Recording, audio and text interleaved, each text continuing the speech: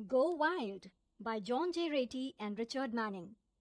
हमारा एवोल्यूशन मेहनतकश जीवन जीने के लिए हुआ है, ना कि आरामदायक जीवन जीने के लिए। अगर आप शहर में रहते हैं तो आपको घुटन महसूस होती होगी। आपका मन भी करता होगा कि खुली हवा में घूमें, पहाड़ों की सैर करें या जंगलों में वक्त बिताएं। आपको अपने आसपास के पार्क में बैठने का या किसी ऊंची बिल्डिंग की छत से शहर का नजारा देखने का मन तो करता ही होगा। इन सब चाहतों की वजह है हमारा एवोल्यूशन। हम प्राकृतिक वातावरण में रहने और एक्टिव लाइफस्टाइल के लिए इवॉल्व हुए हैं, ना कि बैठकर कंप्यूटर और मोबाइल पर लगे रहने के लिए। जबकि मॉडर्न लाइफस्टाइल ने हमें सुविधाओं का आदी और आराम तलब बना दिया है, लेकिन परेशान होने की कोई जरूरत नहीं है। कंक्रीट के जंगलों में रहते हुए भी आप हरे भरे जंगलों वाला सुकून महसूस कर सकते हैं। इस समरी में आप जानेंगे कि आदिवासी समुदाय के लोग मॉडर्न लोगों की तुलना में ज्यादा हेल्दी क्यों रहते हैं, हम प्रकृति से इतना जुड़ाव क्यों महसूस करते हैं और वीगन डाइट को बेस्ट क्यों नहीं कहा जा सकता। तो चलिए शुरू करते हैं। आप सुबह उठते हैं, काम पर जाते हैं, दिन भर एक जगह बैठे रहते हैं, लौटकर घर आते हैं, टीवी देखते हैं और खा पी कर सो जाते हैं। हम में से ज्यादातर लोगों की जिंदगी ऐसी ही चलती है और हम इस रूटीन से ऊब कर पहाड़ों और जंगलों की तरफ भाग जाने का सोचते हैं। और ऐसा सोचना बिल्कुल सामान्य बात है, क्योंकि हम ऐसे ही माहौल में रहने के लिए बने हैं। असल में हमारा मूल स्वभाव जंगल में रहने वाले पशुओं की तरह ही है। जानवरों के बच्चे बढ़ते हुए अपने सर्वाइवल के तरीके सीखते जाते हैं, यानी अपने लिए खाना ढूंढना, बड़े जानवरों से खुद को बचाना, तैरना, छिपना, मौसम के साथ तालमेल बिठाना और जंगल के पथरीले रास्तों पर आसानी से दौड़ना भागना। इंसान अपेक्षाकृत बहुत आसान और सुरक्षित वातावरण में रहता है। यही वजह है कि वो जानवरों की तरह प्रकृति के संकेतों को उतनी अच्छी तरह नहीं समझ पाता है और जीवन से तालमेल बिठाने में उसे परेशानी होती है। लेकिन आज भी ऐसे बहुत से समुदाय हैं जहां लोग प्रकृति के नजदीक रहकर अपना जीवन बिता रहे हैं। यानी जिस तरह आदमी जनजीवन था, इनका रहन सहन भी उसी तरह का बना हुआ है। रिसर्च ये बताती है कि ये लोग आधुनिक समाज के लोगों से ज्यादा खुशहाल और स्वस्थ हैं। खेतीबाड़ी और शिकार की मदद से न सिर्फ इनकी भोजन की जरूरत पूरी हो जाती है, बल्कि इनको ताजा और शुद्ध भोजन भी मिल जाता है। शहरी आबादी से दूर रहने वाले ये लोग खुली और साफ हवा में सांस लेते हैं, यानी ये बिल्कुल उसी तरह रहते हैं जिसके लिए इंसान बना है। कुछ एक्सपर्ट्स ये थ्योरी देते हैं कि मॉडर्न लाइफस्टाइल ही हमारे लिए बेहतर है, लेकिन ये बिना सर पैर की बात से ज्यादा कुछ नहीं है। बल्कि सच तो ये है कि मोटापा, दिल की बीमारियां, ऑटिज्म और कैंसर जैसे न जाने कितने रोग इसी लाइफस्टाइल की देन हैं। साउथ अफ्रीका की सान जनजाति को ले लीजिए। ये मेहनत करते हैं, प्राकृतिक तरीकों से भोजन जुटाते हैं और मिलजुल कर रहते हैं। इस समुदाय के लोग शारीरिक और मानसिक रूप से हमसे ज्यादा स्वस्थ रहते हैं। इनसे और इनकी तरह जीवन जीने वाले लोगों से हम बहुत कुछ सीख सकते हैं। सहानुभूति की भावना हमें बाकी प्रजातियों से अलग बनाती है। एवोल्यूशन ने मनुष्यों को एक अच्छा शिकारी बना दिया, लेकिन इसकी वजह सिर्फ शारीरिक या मानसिक ताकत नहीं, बल्कि सहानुभूति की भावना भी थी। एक ऐसा गुण जो हमें बाकी प्रजातियों से अलग करता है। अपने शिकार का पीछा करते हुए इंसान उसके स्वभाव और रिएक्शन को समझने लगता है, इसलिए वो अच्छी तरह से जाल बिछाकर और घेराबंदी करके बड़े से बड़े जानवर को भी मार देता है। यहाँ उसकी ताकत और सूझबूझ ही काम आती है। लेकिन इतने बड़े जानवर के शिकार की वजह ये रहती है कि वो अपना और अपने परिवार का पेट भर सके, यानी कि परिवार के लिए चिंता और उनकी भूख को महसूस कर पाने की क्षमता। परिवार में रहने और सामाजिक जीवन जीने की वजह से ही मनुष्य इस ग्रह का सबसे ज्यादा एम्पैथेटिक प्राणी बन पाया है। हम परिवार में रहते हैं, हमें एक दूसरे की केयर और सपोर्ट की जरूरत पड़ती है। बचपन से टीनेज तक बच्चे ज्यादातर अपने माता पिता पर निर्भर होते हैं। छोटे बच्चों को तो और भी ज्यादा देखभाल की जरूरत होती है। इसलिए हमारे मन में अपने बच्चों की देखभाल के लिए जिम्मेदारी और प्यार की भावना का होना जरूरी है। यही भावना अपने माता पिता, पति पत्नी और सगे संबंधियों के लिए भी होती है, क्योंकि एक दूसरे की मदद के बिना हम कुछ नहीं कर सकते। हमारी शारीरिक बनावट भी हमें जंगलों में रहने के लिए ज्यादा योग्य बनाती है। हमारा शरीर बहुत फ्लेक्सिबल है, इसमें कई तरह के मूवमेंट्स हो सकते हैं। ये सब इसलिए है कि शिकार या भोजन की खोज में चलते, दौड़ते, उठते बैठते हुए हमें आसानी हो, हम औजार पकड़ सकें और पेड़ों पर झूल सकें। इन्हीं गुणों की वजह से हम आसानी से गुजारा कर लेते हैं, क्योंकि दूसरे जानवर घास और पत्तों पर भी जी लेते हैं। लेकिन हमें जीने के लिए तरह तरह के पोषक तत्वों की जरूरत होती है, इसलिए हमको अपने लिए खाना ढूंढना या उगाना पड़ता है। इसलिए हमारे पूर्वजों ने शिकार किया, मछली पकड़ी, फल और सब्जियां इकट्ठा की ताकि वो खुद भी जी सकें और अपने समुदाय का पेट भी भर सकें। इन सबको अच्छी तरह करने के लिए दिमाग और समझ की जरूरत थी, ताकि हम आसपास के वातावरण को अच्छी तरह समझ सकें और इनका अधिक से अधिक लाभ ले सकें। अब आप भी समझ पा रहे होंगे कि दिन भर कंप्यूटर के सामने बैठे रहने पर डिप्रेशन का खतरा क्यों बढ़ जाता है, क्योंकि ना तो आपका शरीर और ना ही आपका दिमाग इसके लिए ढला है। फिजिकल एक्टिविटी हमारा दिमाग तेज करती है और हमारी नींद बेहतर बनाती है। दिन भर के काम के बाद आप जब घर आते हैं तो थके मांदे होते हैं, बस यही ख्याल रहता है कि अब आराम करना है। छुट्टी वाले दिन तो इतना आलस आता है कि बिस्तर छोड़ने का दिल ही नहीं होता। लेकिन खुद को एक्टिव रखने का सबसे बढ़िया तरीका है रनिंग। इसका सबसे ज्यादा फायदा लेना चाहते हैं तो ट्रेडमिल की जगह बाहर दौड़िए, यानी किसी पार्क या ऐसी खुली जगह जो दौड़ने के लिहाज से बढ़िया हो। क्योंकि जब आप खुली हवा में दौड़ते हैं तो शरीर के साथ साथ दिमाग की भी कसरत हो जाती है। इतना ही नहीं, इस तरह नए न्यूरल कनेक्शंस भी बनते हैं। स्वीडन में हुई एक स्टडी बताती है कि जिन लोगों का हार्ट हेल्दी होता है उनका दिमाग भी तेज होता है। ये स्टडी जुड़वा लोगों की तुलना करते हुए की गई थी। इनका आईक्यू लेवल दिल की सेहत ठीक रहने पर बढ़ने लगता था। आज की तारीख में अच्छी नींद के लिए बहुत लोग परेशान रहते हैं।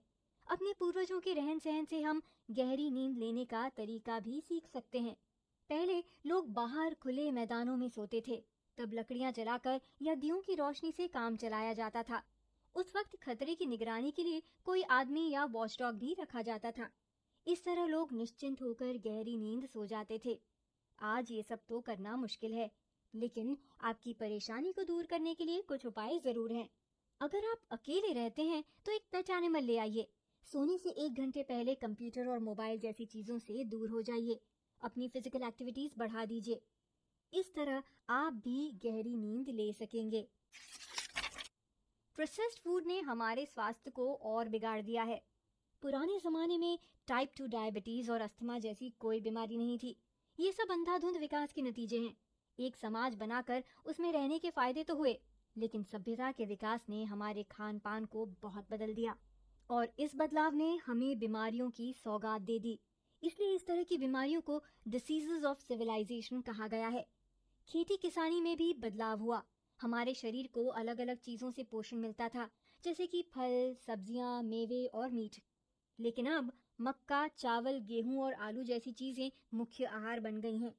इस वजह से जरूरी पोषण में कटौती होने लगी। ओमेगा 3 फैटी एसिड्स का उदाहरण ले लीजिए। ये हमारे शरीर के लिए बहुत जरूरी होती है, लेकिन इसे बॉडी खुद नहीं बना सकती और इसका सोर्स फिश और मीट ही है। इसकी कमी से हम कमजोरी और डिप्रेशन की तरफ बढ़ने लगते हैं। इसकी कमी दिल की बीमारी और इन्फ्लेमेशन की वजह भी बनती है। इसकी कमी की एक वजह यह भी है कि सही डाइट को लेकर आज भी एक यूनिवर्सल गाइडलाइन नहीं है। पिछले कुछ सालों में तरह तरह की डाइट ट्रेंड्स आ रही हैं। एक वक्त ऐसा भी आया जब लोगों ने अपनी डाइट से फैट हटा दिया था और इस बात का ध्यान भी नहीं रखा कि फैटी टिश्यू में ही पोषक तत्व स्टोर रहते हैं। डाइट में इस तरह की चीजें शामिल हो गईं जो हमें और बीमार बनाने लगी। इसमें सबसे ऊपर नाम आता है रिफाइंड कार्बोहाइड्रेट और चीनी का, जो प्रोसेस्ड फूड और सॉफ्ट ड्रिंक्स में भरपूर मात्रा में होती है। इतना ही नहीं, बेबी फूड में भी इसका भरमार होता है। रिफाइंड कार्बोहाइड्रेट तो और भी ज्यादा नुकसान करती है। इसकी वजह से फैट बर्न नहीं हो पाता और इनसे डिप्रेशन, मोटापा और टाइप 2 डायबिटीज का खतरा बढ़ जाता है। अगर आप इनसे बचना चाहते हैं तो जंक फूड को बाय बाय बोल दीजिए और फल, सब्जियों और फिश की तरफ हाथ बढ़ा दीजिए। मेडिटेशन और प्रकृति के नजदीक रहकर आप हेल्दी और खुश रहते हैं। उस पल की कल्पना कीजिए जब आपका दिल और दिमाग पूरी तरह शांत हो और आप सुकून महसूस कर रहे हो। मेडिटेशन आपको ऐसी ही स्टेट में ले आता है। इसके और भी बहुत से फायदे हैं। ये हमारी सेहत पर अच्छा असर डालता है, लोगों से जुड़ना सिखाता है। दलाई लामा और उनके जैसे बहुत से भिक्षुओं पर की गई स्टडीज इसी बात को साबित करती हैं। साल 1992 में दलाई लामा के बुलावे पर न्यूरोसाइंटिस्ट रिचर्ड डेविडसन तिब्बत में रहने वाले भिक्षुओं की स्टडी करने पहुंचे। वो ये देखकर हैरान रह गए कि जो लोग रोज मेडिटेशन करते हैं उनका मस्तिष्क एक सामान्य इंसान से बहुत अलग होता है। इन भिक्षुओं के मस्तिष्क किसी भी नए बदलाव को आसानी से स्वीकार कर लेते थे। ये प्रकृति से तालमेल बनाकर रहते थे और इनके मन में दूसरे मनुष्यों और जीवों के लिए दया का भाव होता था। अगर आप रोज थोड़ी देर के लिए भी मेडिटेशन करते हैं तो आपको जल्द ही असर दिखाई देने लगेगा। आप पहले से ज्यादा हैप्पी और हेल्दी रहने लगते हैं। प्रकृति के नजदीक आना भी बहुत फायदा करता है, खास तौर पर बड़े बड़े शहरों के निवासियों के लिए। हम अंधेरे या अकेलेपन से दूर भागते हैं, इसलिए खुले खुले घर हमें सुकून देते हैं। ऐसे घर जहाँ खिड़की खोलते ही हरियाली नजर आती हो, वहाँ रहना कौन नहीं चाहता। लेकिन हर कोई तो इनको अफोर्ड नहीं कर सकता। लेकिन फिर भी आप छोटे छोटे गमले लगा सकते हैं। जापान में हुई एक स्टडी ये बताती है कि इतनी हरियाली से भी आपकी हेल्थ 40% बेहतर हो सकती है। तो देर किस बात की, आप भी आज ही कुछ पौधे ले आइए। हाँ, उनको पानी देते रहना मत भूलिएगा। मनुष्य स्वभाव से एक सामाजिक प्राणी है, लेकिन इस हैबिट के कुछ नुकसान भी हैं। हम आपको दो ऑप्शन देते हैं, या तो अपने दोस्तों के साथ पिकनिक पर चले जाइए, मौज करिए, झूमिए, नाचिए, या फिर चिप्स का पैकेट लीजिए, कमरे में जाइए और रात भर कंप्यूटर चलाइए। आप इनमें से कौन सा ऑप्शन चुनेंगे? ज्यादातर लोगों का जवाब होगा पहला, क्योंकि अकेले रहना हमारे जीन्स में है ही नहीं। हमारे शरीर में पाया जाने वाला ऑक्सीटोसिन नाम का हार्मोन हमें सोशल बनाता है। अगर ये हार्मोन ना होता तो एक दूसरे का ख्याल रखने की भावना मनुष्यों में विकसित ही ना होती। यानी ये हमारे सर्वाइवल के लिए जरूरी था। ऑक्सीटोसिन फैमिली बॉन्डिंग को भी मजबूत करता है। ये बात अमेरिका के मैदानी इलाकों में पाए जाने वाले चूहों में बहुत आसानी से देखी जा सकती है। अपने पार्टनर से मिलने पर इनका ऑक्सीटोसिन लेवल बढ़ जाता है। इसके बाद ये साथ मिलकर अपना बिल बनाते हैं और अपने बच्चों की परवरिश भी मिलजुल कर ही करते हैं। इतना ही नहीं, जब परिवार पर किसी तरह का संकट आता है तो इन छोटे से चूहों में गजब का साहस आ जाता है। लेकिन फैमिली बॉन्डिंग का एक दूसरा पहलू भी है। फैमिली बॉन्डिंग की वजह से हमारा बाहरी लोगों पर यकीन करना मुश्किल हो जाता है। हर वो इंसान जो हमें अपने पारिवारिक मूल्यों के खिलाफ लगता है, हम उसके खिलाफ हो जाते हैं। होमोसेक्सुअल लोगों के विरोध के पीछे ये भी एक वजह है। घरेलू हिंसा के लिए भी यही स्वभाव जिम्मेदार है। अगर आदमी को ऐसा लगता है कि उसकी पार्टनर उसे छोड़ देगी तो उसके मन में ख्याल आता है कि इस तरह उसकी रेपुटेशन खराब हो जाएगी। यहाँ वो उसी पार्टनर के खिलाफ हो जाता है जिसे बचाना उनकी जिम्मेदारी होनी चाहिए। इन सब से यही समझ आता है कि एवोल्यूशन की वजह से हमारा बर्ताव भी कभी कभी अजीब हो जाता है।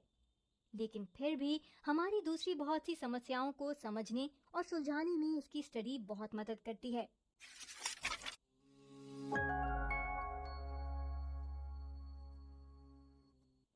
कुल मिलाकर सभ्यता के विकास ने हमें सुरक्षित जीवन जीने में बहुत मदद की है, लेकिन बीमारियों के रूप में इसके नुकसान भी कम नहीं हैं। अगर हम जीवन के पुराने तरीकों पर लौटने लगें तो शायद खुशहाल और स्वस्थ रह सकते हैं।